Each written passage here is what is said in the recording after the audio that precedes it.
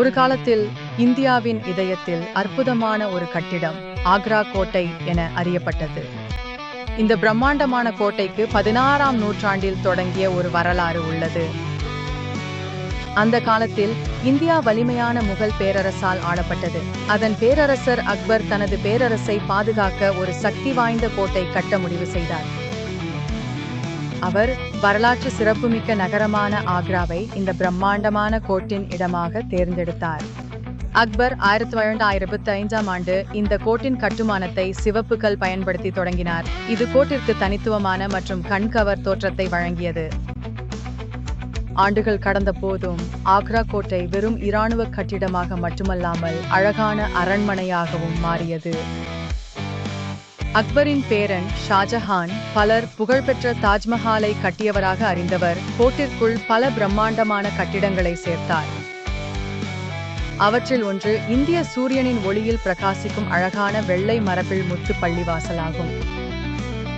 அவரது ஆட்சியில் இந்த கோட்டை கலை, கலாச்சாரம் மற்றும் அரசியலின் மையமாக வளம் பெற்றது. ஷாஜஹான் ஆக்ரா கோட்டையை மிகவும் விரும்பினார். அவர் தன் நீதிமன்றத்தையும் அங்கே நடத்தினார்.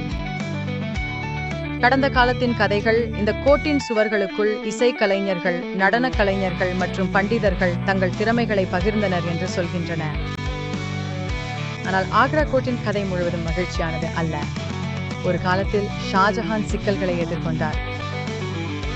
அவரது சொந்த மகன் அவுரங்கசீப் சிங்காசனத்தை கைப்பற்றி அவரை இதே கோட்டில் சிறை வைத்தான். சிறையில் இருந்தபோது ஷாஜஹான் ஒரு ஜன்னலின் வழியாக தனது அன்பு மனைவியின் நினைவாக கட்டிய தாஜ்மஹாலை பார்க்க முடிந்தது. முகலாயர்களுக்கு பிறகு ஆக்ரா கோட்டை பல்வேறு ஆட்சியாளர்களை கண்டது மற்றும் பல மாற்றங்களை அனுபவித்தது. இது பல்வேறு இந்திய தலைவர்களுக்கும் இங்கிலாந்து காலனிய ஆட்சியாளர்களுக்கும் முக்கியமான பாதுகாப்பு கோட்டையாக மாறியது. இன்று ஆக்ரா கோட்டை இந்தியாவின் செழுமையான மற்றும் பல்வகை வரலாற்றை நினைவூட்டும் நினைவு சின்னமாக நிற்கிறது.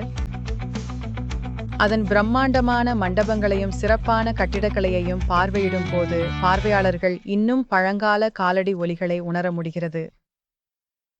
இது யுனெஸ்கோ உலக பாரம்பரிய சின்னமாகும். அதன் அழகும் வரலாற்று முக்கியத்துவமும் காரணமாக பலர் இதை மதிக்கின்றனர்.